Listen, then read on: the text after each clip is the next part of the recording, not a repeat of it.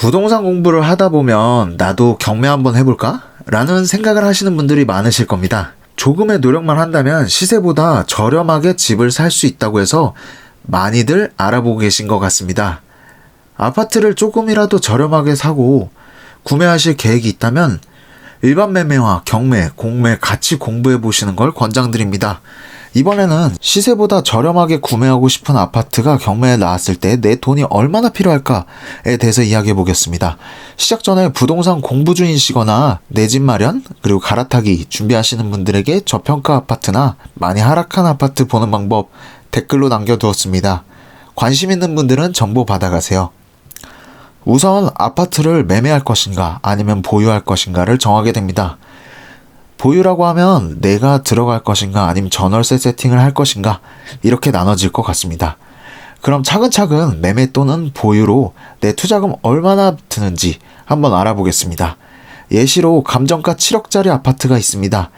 1회 유찰되어 최저 입찰가는 4억 8천이라고 가정하겠습니다. 그럼 저는 5억에 한번 도전해 보겠습니다. 그리고 이 집은 제가 거주하려고 합니다. 그랬을 경우 나가는 돈을 이렇게 정리합니다. 먼저 경매 입찰가, 법무비, 명도비, 수리비, 미납관리비 간단하게 이렇게만 진행하면 됩니다. 하나씩 뜯어보겠습니다. 우선 법무비는 취득세도 포함되어 있습니다. 경매에 낙찰이 되면 법원에서 명함을 많이 주십니다. 그 명함으로 연락해서 경락자금 대출 및 기타 업무를 진행하시면 됩니다. 법무비, 취득세 포함한 법무비는 대략 1%에서 1.3% 청구가 됩니다. 대략 1%에는 법무사 수수료, 기타 잡 비용이 있지만 2주택까지는 1%의 비용이고 처음에 집을 구매하신다면 세제 혜택도 있으니 우선 1%로 가정하겠습니다. 취득세 포함 법무사 비용 500만원. 그럼 법무사 비용에서 대출 가능 한도를 알아볼 것입니다. 가장 많이 알고 계시는 감정가의 60% 또는 낙찰가의 80%로 예를 들어보면 감정가의 60%는 4억 2천만원, 낙찰가의 80%는 4억입니다.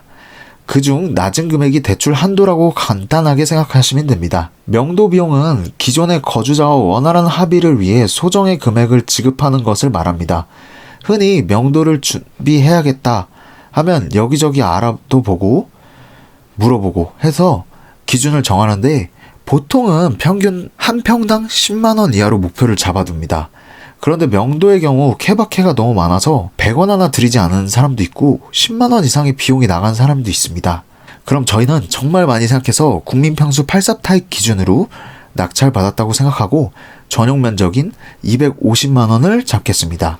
그리고 수리비 같은 경우 이것 또한 천차만별인데 아무래도 신축을 받았다면 비용이 절감될 것이고 구축의 경우 환경이 안 좋을 것입니다.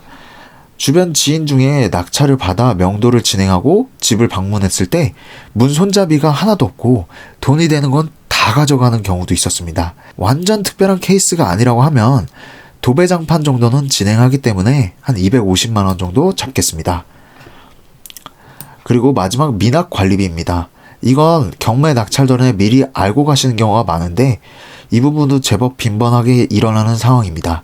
이것도 대략적으로 한 100만원 정도 잡겠습니다. 그럼 한번 모아서 계산해 보시면 입찰금 5억, 대출금 4억, 그러면 잔금은 1억입니다. 거기에 법무사비, 취득세 포함입니다. 명도비 250만원, 수리비 250만원, 미납관리비 100만원 해서 감정가 7억짜리 집을 5억에 낙찰받아 바로 필요한 금액은 1억 1,100만원의 자금이 필요합니다. 그럼 내가 바로 매도를 진행한다면 얼마의 비용이 들고 수익은 얼마가 나올까요?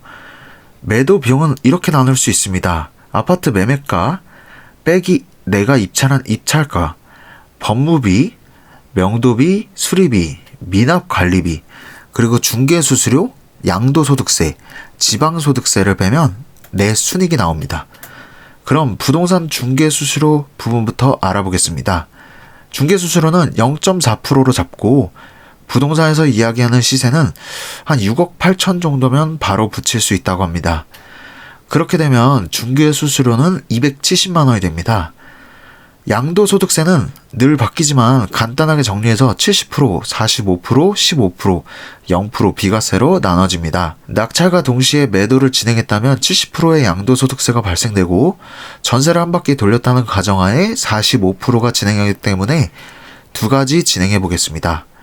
6억 8천에서 마이너스 5억, 그리고 시세차익은 1억 8천입니다. 거기에 대한 양도소득세 70%, 1억 2,600만원, 45%는 8,100만원입니다.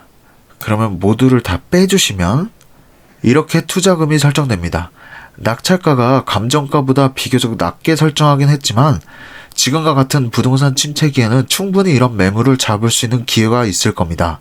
꾸준히 내가 투자할 매물을 지켜보면서 손품 발품 팔아서 투자한다면 큰 수익을 기대할 수 있습니다. 감사합니다.